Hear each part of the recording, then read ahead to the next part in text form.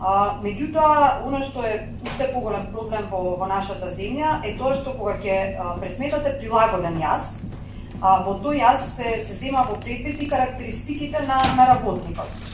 Односно, она што идеално би сакале да споредиме, тоа е ако имаме ист маж и жена, односно по се да се исти, освен по полот, значи работат во ист сектор, пример во текстилна фабрика ќе земам. Работат на исто работно место, имаат исто години на работно искуство.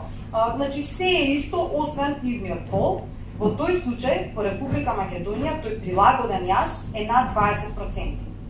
Значи излегува дека ако мажот и жената имаат исти квалитети, жената во тој случај зема уште помалку или пониска плата од мажот. Тоа е така наречен прилагоден јас.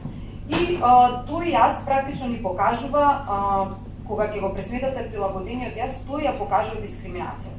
Прво, мал дел од жените во Република Македонија се активни на пазарот на труд. Значи само околу половина од жените на возраст 15 до 64 години учествуваат на пазарот на труд, било како вработени или невработени.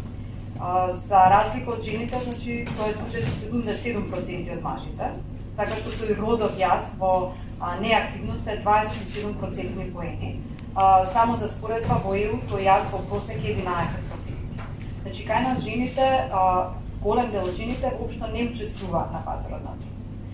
Меѓутоа, од оние кои што учествуваат на пазарот на труд, кои што се спремни да работат, и од нив многу мал процент, тоа се 40%, се всушност вработени.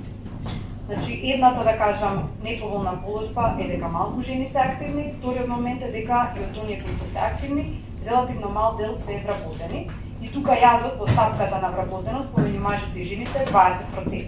Значи стапката на вработеност на жени е 40%, на мажите околу 60%. Покрај тоа, значи од оние жени кои што работат, велиме, нашата работа, кај нив исто така преовладува она што го нарекуваме ранлива вработеност, односно 1/4 речиси од овие жени всушност работат како неплатени семени работници. Значи не зборувам за оваа домашна грижа, туку зборувам најчесто во земјоделството и голем дел од нив се практично како придонесуваат кон домашното производство на тоа домаќа.